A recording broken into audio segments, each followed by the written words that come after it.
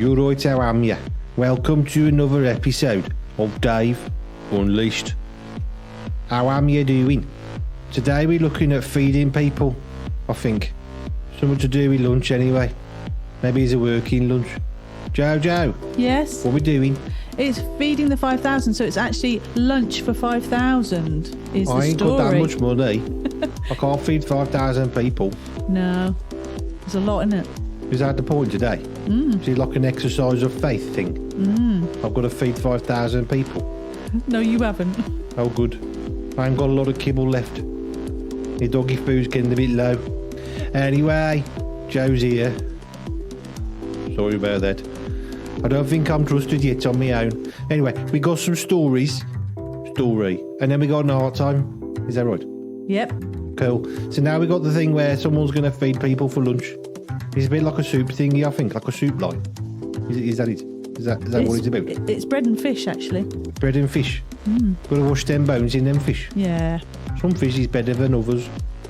It's all right. So, anyway, here's story time. Are you ready? Eat it. For story time today, we meet Jesus again, and the story is called Lunch for 5,000. But before we start, let me get Dave. Call Dave.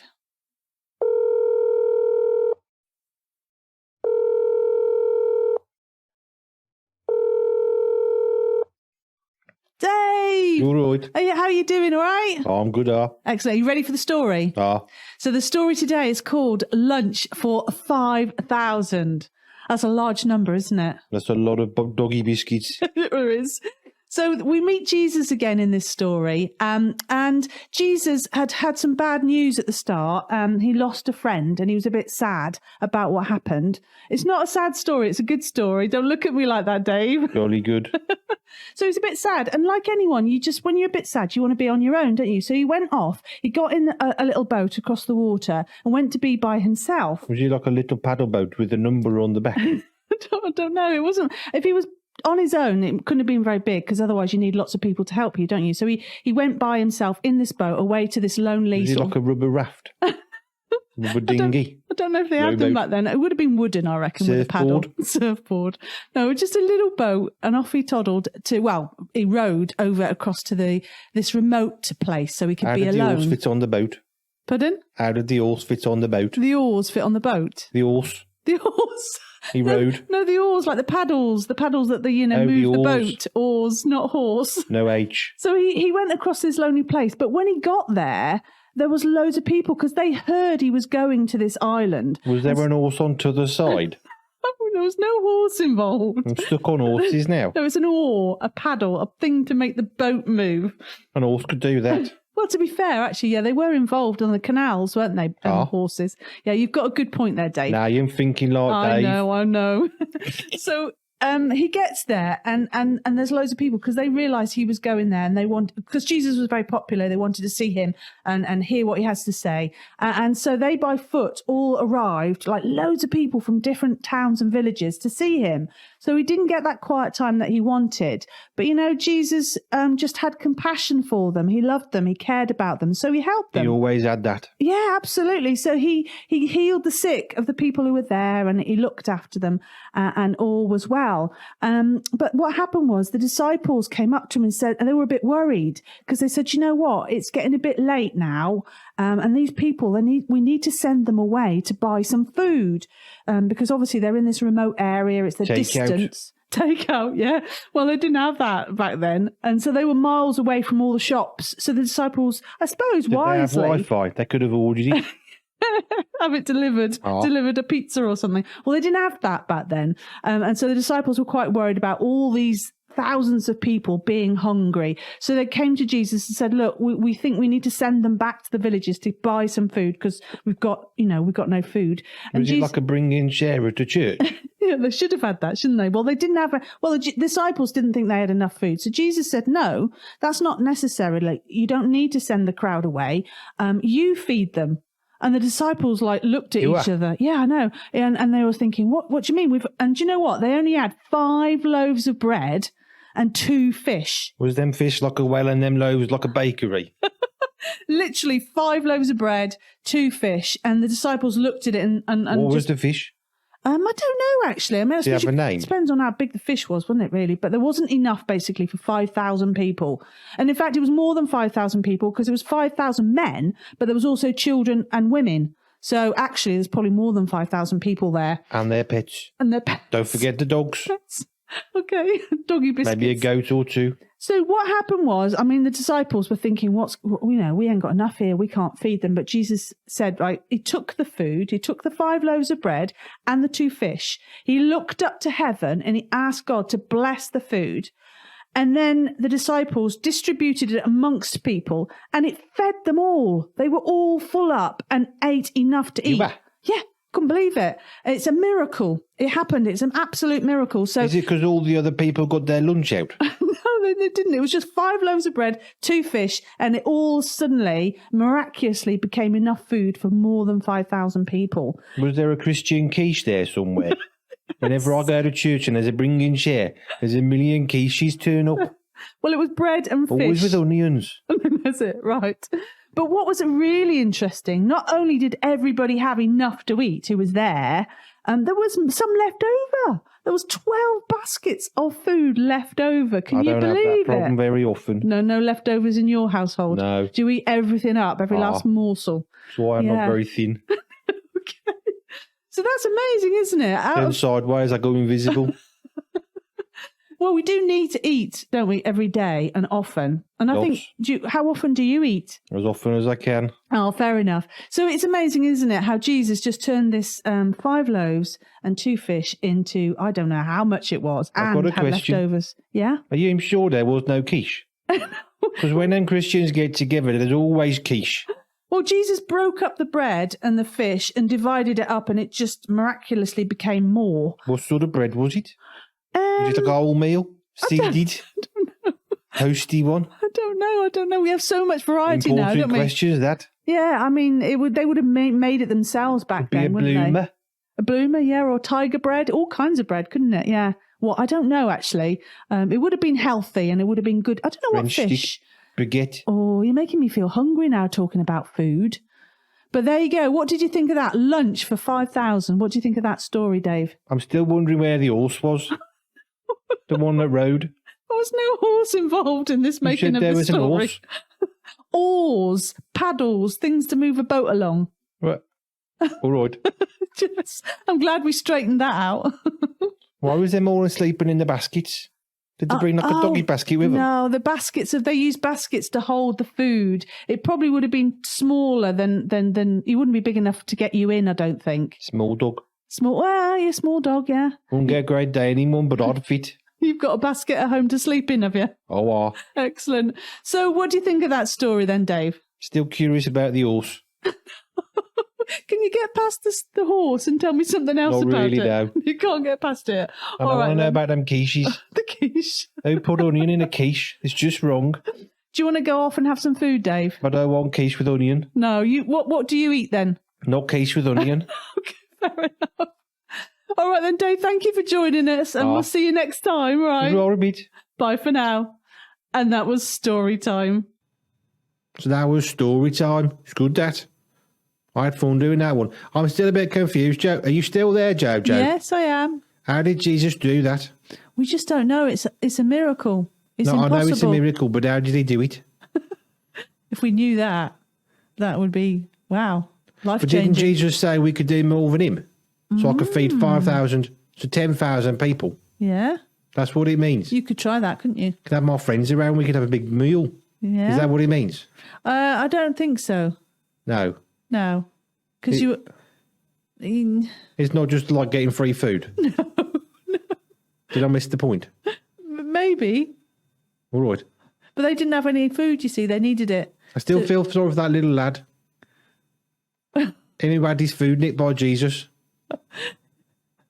Well, not exactly nicked, but do you think he was happy? I think he was very happy to share his food. I'd be happy if I got more food back because he gave a little bit and got a lot. It's a bit like our life with Jesus, isn't it? We give a little bit of us. He gives a lot of him. And he makes more. It's good, that. Anyway, we're going to move on to art time now. And art time, we're going to... Well, what are we doing? We're going to make bread. I haven't got an oven. or thumbs. Are we going to make it here? No, we're going to show you how to make it. That's all right then. So we got a video of making some bread. Is it like a bread maker thing? No, it's much more simple than that. 2 ingredients. Bread and a plate. Watch and see. All right then. So it's our time now. So you can you can watch these videos later. You can, can't you? Yes. On the website. You can go and find them later, and you can watch them again to your heart's content. And watch lots of Dave. Always good thing. Never enough Dave. Anyway, art time. Hit it. For our art time today, we're going to make flatbread. And I can't believe how simple this recipe is. There are literally 2 ingredients.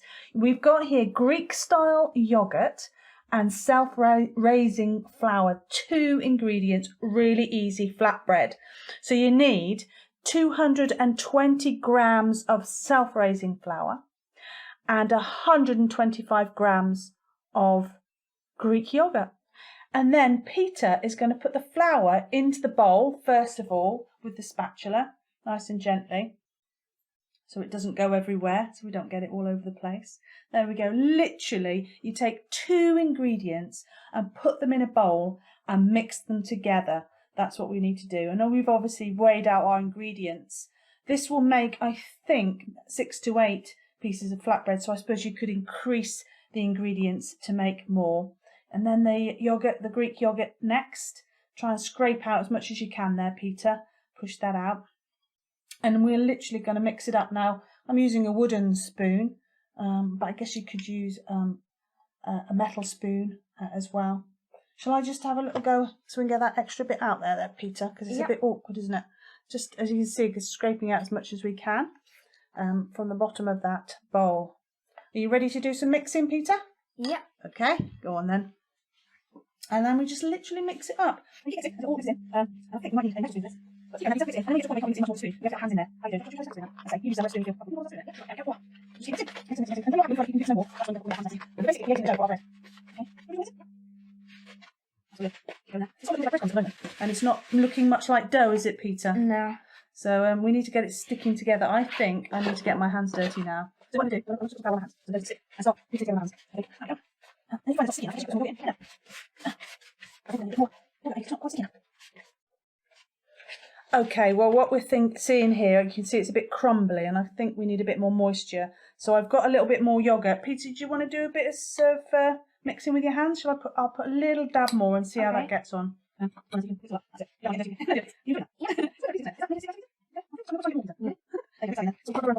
That is nice. That is. Do that a little bit more.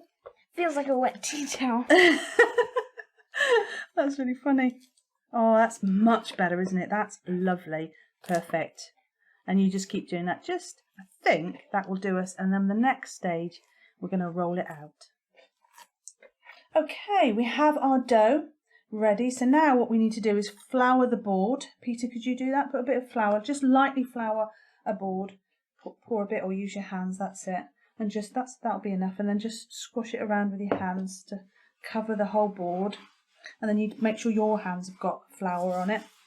I might have a go as well because I'll help you get this out. And so what you do is you take this out and Peter, you're going to do a bit of kneading, aren't you? Yeah. Just make sure it's nice and don't want to get it too dry.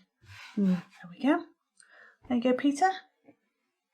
Do a bit of kneading, get it into a ball. That's the plan. So if you break it into half first, Peter, like if you go into half, I'll tell you what, actually, if we do half each, and I'll speed up things. So you have that half, and I'll have this.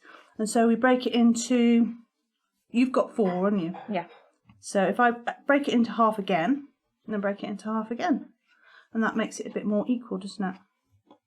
And then what you want to do is make them into a bit of a ball as well, and we'll put them to one side. I'm going to put a little bit of flour on here. So we'll put them to one side, shall we? Like that. Oh, I've lost one. Hang on. So there we go. 1, 2, 3, 4, 5, 6, 7. And that last one, you might as well do that on the board now. So what you need is the rolling pin to roll it out. And we're going to roll it flat into oval shape. So you need a bit of flour on the rolling pin, don't forget.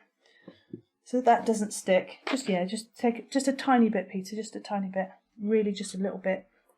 That's it. Just that's it. A light covering, and then roll it out into oval shapes. That's it. Maybe a little bit more flour on because it seems to be sticking, doesn't it? I'll help you out. There you go. You just got to keep doing that from time to time just to make sure it doesn't stick.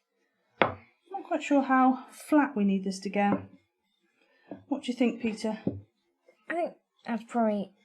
That's an oval, yeah? Should we go for that? Okay, After we've been doing this a while, I think the trick is to squish it a bit first, then do it afterwards. It just gives you a bit more... That's a good tip, that. So what do you mean? What do you mean squish it? Here now at the start? Yeah, and then you just roll it. It means it's a bit easier. Okay, that's a good tip there from Peter. Squish it first before you roll it. Okay, so here's our flatbread, and the final stage is literally to put it into a hot pan and to cook. I think literally it's only going to take a few minutes either side, 4 minutes, I think. And so we just let that sizzle and heat up.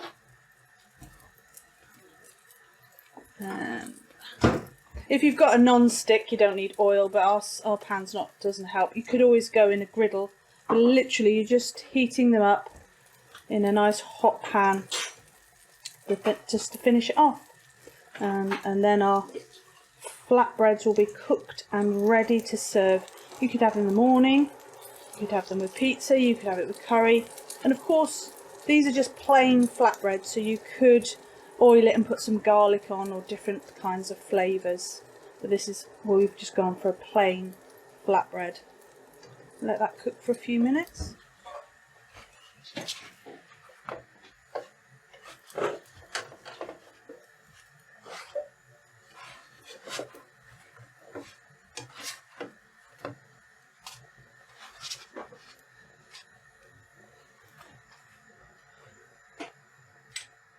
And there we have it. These flatbreads, all lovely, nice and cooked, ready to eat. Hope you enjoy making flatbreads.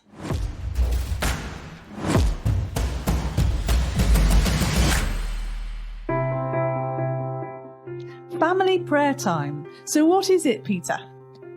Well, it's where me and Mum, or Joe, we find a subject for a prayer, so maybe the psalm or a country, and then we pray as we feel led. And Bob's your uncle. It's excellent. Yeah, absolutely. It's family prayer time. Me and Pete pray together, and we'd like you to pray as a family. So join us for family prayer time.